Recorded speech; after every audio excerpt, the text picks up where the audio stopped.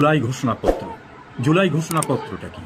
যতটুকু জানা যায়, শেখ হাসিনা সরকারের বিরুদ্ধে যে সহিংস আন্দোলন হয়েছিল, মেটিকুলাস ডিজাইনের মধ্য থেকে যারা আন্দোলন করেছিলেন, শেখ হাসিনাকে দেশ ছাড়তে বাধ্য করেছিলেন, তারা নতুন করে তাদের বৈধতার একটা স্বীকৃতি নেবার জন্য কথিত জুলাই ঘোষণাপত্র তৈরি করতে চান। সে কারণেই বাংলাদেশের সংবিধান নিয়ে কিছু আলোচনা করা প্রাসঙ্গিক বলে আমার কাছে মনে হচ্ছে।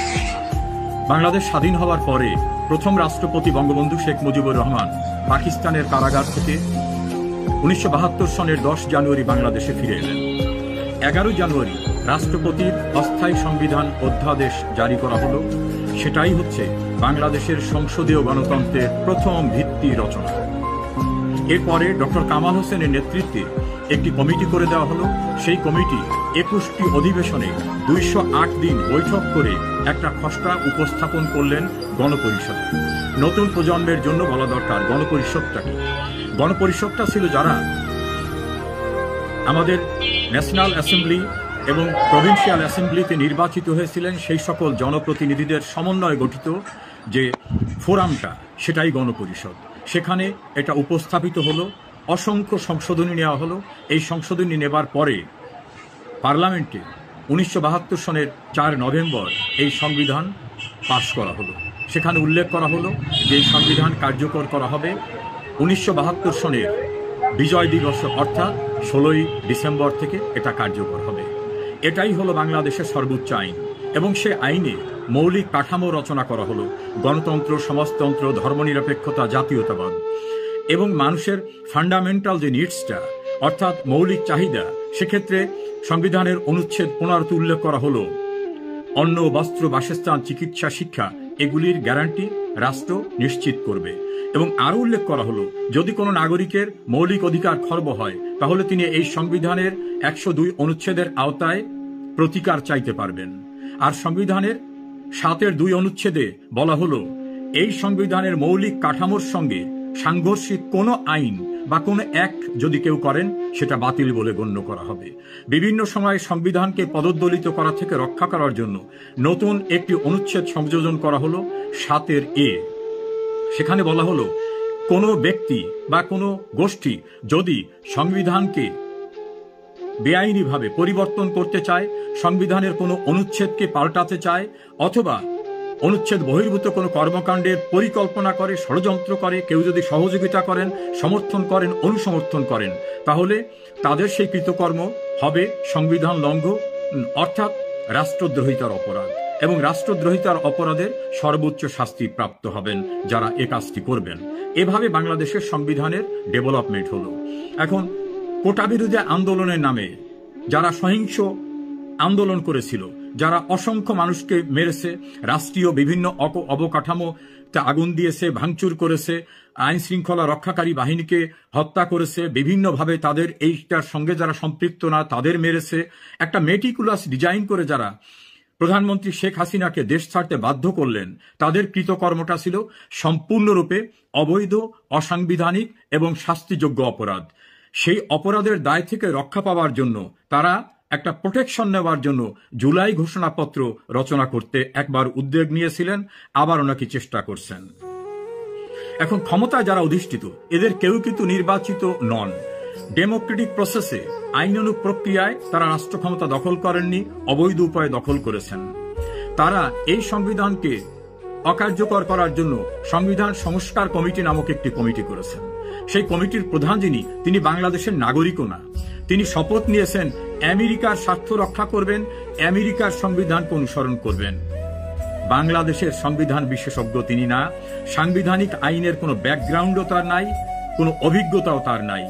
এমন ব্যক্তিদের দিয়ে বাংলাদেশের সংবিধানের সংস্কার করার জন্য তথাকথিত কমিটি করা হয়েছে তখন সংবিধান প্রণয়ন কমিটির যিনি প্রধান প্রখ্যাত আইনজীবী, সংবিধান বিশেষজ্ঞ ডক্টর কামাল হোসেন এবং তার সহযোগী বাংলাদেশের প্রখ্যাত সংবিধান বিশেষজ্ঞ ব্যারিস্টার এম আমিরুল ইসলামরা বেঁচে আছেন। তাদের জীবদ্দশায় মার্কিন নাগরিক এসে যার কনস্টিটিউশনাল ব্যাকগ্রাউন্ড নাই, তিনি বাংলাদেশের সংবিধানকে বলছেন এটা কোনো সংবিধানই না, এটাকে ছুঁড়ে ফেলে দিতে হবে। এবং যারা অবৈধভাবে বাংলাদেশে আন্দোলন করে গণতান্ত্রিক প্রক্রিয়ায় নির্বাচিত প্রধানমন্ত্রীকে দেশ ছাড়তে বাধ্য করলেন, বাংলাদেশে নজিরবিহীন নৈরাজ্যতা, সহিংসতা, ভয়ঙ্কর অবস্থা করলেন, তারা প্রোটেকশনের জন্য এই সংবিধানের পরিবর্তে জুলাই ঘোষণা তৈরি করতে চান। এই সব ব্যক্তিরা বাংলাদেশকে কোথায় নিয়ে যাচ্ছেন সেই প্রসঙ্গেই আমার আজকের অ্যাংজাইটি থেকেই কথা।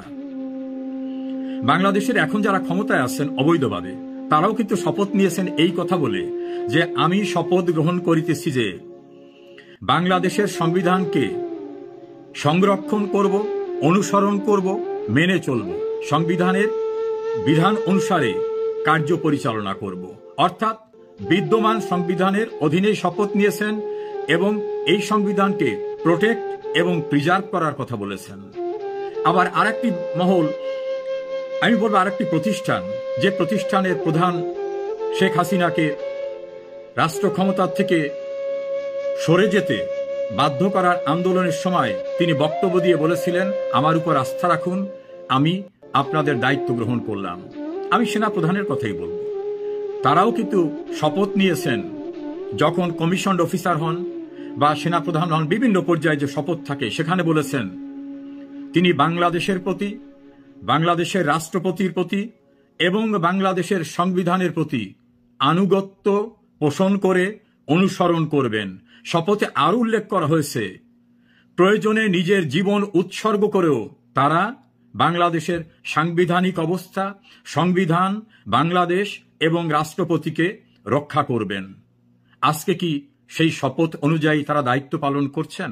এ প্রশ্নটা আলাপ আলোচনায় উঠে এসেছে।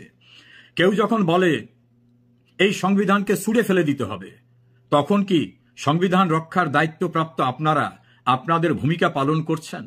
কেউ যখন বলে রাষ্ট্রপতিকে টেনে হিসলে বের করে দেবেন, তারা রাষ্ট্রপতিকে জোর করে পদত্যাগ করাবেন, তখন কি আপনাদের গৃহীত শপথ কার্যকর হচ্ছে? যখন কেউ কেউ বলে এই বাংলাদেশ থাকবে না, বাংলাদেশের জাতীয় সঙ্গীত পরিবর্তন করতে হবে, বাংলাদেশের পতাকা পরিবর্তন করতে হবে, তখন কি আপনাদের যে শপথ, গণপ্রজাতন্ত্রী বাংলাদেশের প্রতি আপনাদের যে আনুগত্যতা, বাংলাদেশের সংবিধান, বাংলাদেশের রাষ্ট্রপতির প্রতি আপনাদের যে শপথ জীবন উৎসর্গ করে হলে রক্ষা করবেন, সেটা কি প্রতিপালিত হচ্ছে? যখন কেউ বলে এই সংবিধান থাকবে না, জুলাই ঘোষণাই হবে নতুন সংবিধান, তখন আপনাদের চাকরিতে প্রবেশের সময় বা কমিশনড অফিসার হিসাবে দায়িত্ব গ্রহণের সময় যে শপথ নিয়েছিলেন, অথবা যারা এখন রাষ্ট্র ক্ষমতা দখল করেছেন, তারাও যখন শপথ নেওয়ার সময় বলেছিলেন যে এই সংবিধানকে সংরক্ষণ করবেন, প্রিজার্ভ করবেন, প্রোটেক্ট করবেন, সংবিধান অনুযায়ী চলবেন, তারাও কি সেটা করছেন? সহজ জবাব আমি নাই দিলাম, কিন্তু মানুষের কাছে কিন্তু অস্পষ্ট থাকবে না। সংবিধান যখন হুমকির মুখে, বাংলাদেশ যখন হুমকির মুখে, রাষ্ট্রপতি যখন হুমকির মুখে, সেনা ক্যান্টনমেন্ট যখন হুমকির মুখে, এমন উচ্চারণ বাইরের থেকে আসছে, পরিকল্পিতভাবে হচ্ছে, যেটাকে বলা যেতে পারে তাদের মেটিকুলাস ডিজাইনের অংশ, সে সময় আপনাদের কর্তব্য কি, সে বিষয়টি কিন্তু মানুষ তাকিয়ে আছে। আশা করি যারা সংবিধানকে সমুন্নত রাখবেন, নিরাপত্তা নিশ্চিত করবেন এবং সংবিধানের জন্য জীবন উৎসর্গ করবেন, এমন শপথ নিয়েছেন, তারা বিস্মৃত হবেন না আপনাদের সাংবিধানিক দায়িত্ব এবং শপথ গ্রহণের বিষয়টি। শিক্ষা, এগুলির গ্যারান্টি রাষ্ট্র নিশ্চিত করবে। এবং আরও উল্লেখ করা হলো, যদি কোনো নাগরিকের মৌলিক অধিকার খর্ব হয়, তাহলে তিনি এই সংবিধানের 102 অনুচ্ছেদের আওতায় প্রতিকার চাইতে পারবেন। আর সংবিধানের 7-2 অনুচ্ছেদে বলা হলো, এই সংবিধানের মৌলিক কাঠামোর সঙ্গে সাংঘর্ষিক কোনো আইন বা কোনো অ্যাক্ট যদি কেউ করেন, সেটা বাতিল বলে গণ্য করা হবে। বিভিন্ন সময় সংবিধানকে পদদলিত করা থেকে রক্ষা করার জন্য নতুন একটি অনুচ্ছেদ সংযোজন করা হলো 7A।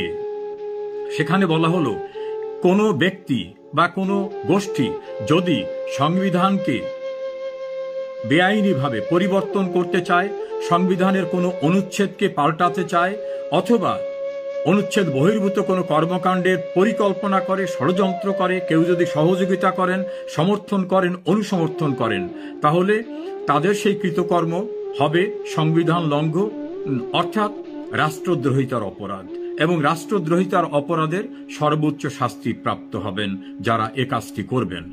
এভাবে বাংলাদেশের সংবিধানের ডেভেলপমেন্ট হলো।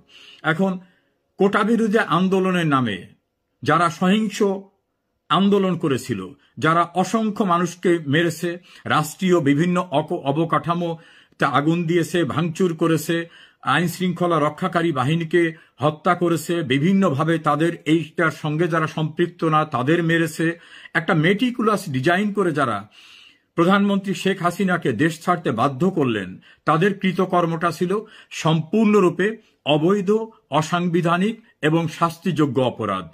সেই অপরাধের দায় থেকে রক্ষা পাওয়ার জন্য তারা একটা প্রোটেকশন নেওয়ার জন্য জুলাই ঘোষণাপত্র রচনা করতে একবার উদ্যোগ নিয়েছিলেন, আবার ওনাকে চেষ্টা করছেন। এখন ক্ষমতায় যারা অধিষ্ঠিত এদের কেউ কিন্তু নির্বাচিত নন। ডেমোক্রেটিক প্রসেসে, আইনানুগ প্রক্রিয়ায় তারা রাষ্ট্র ক্ষমতা দখল করেননি, অবৈধ উপায়ে দখল করেছেন। তারা এই সংবিধানকে অকার্যকর করার জন্য সংবিধান সংস্কার কমিটি নামক একটি কমিটি করেছেন। সেই কমিটির প্রধান তিনি বাংলাদেশের নাগরিকও না। তিনি শপথ নিয়েছেন আমেরিকার স্বার্থ রক্ষা করবেন, আমেরিকার সংবিধানকে অনুসরণ করবেন। বাংলাদেশের সংবিধান বিশেষজ্ঞ তিনি না, সাংবিধানিক আইনের কোনো ব্যাকগ্রাউন্ডও তার নাই, কোনো অভিজ্ঞতাও তার নাই। এমন ব্যক্তিদের দিয়ে বাংলাদেশের সংবিধানের সংস্কার করার জন্য তথাকথিত কমিটি করা হয়েছে তখন সংবিধান প্রণয়ন কমিটির যিনি প্রধান, প্রখ্যাত আইনজীবী, সংবিধান বিশেষজ্ঞ ডক্টর কামাল হোসেন এবং তার সহযোগী বাংলা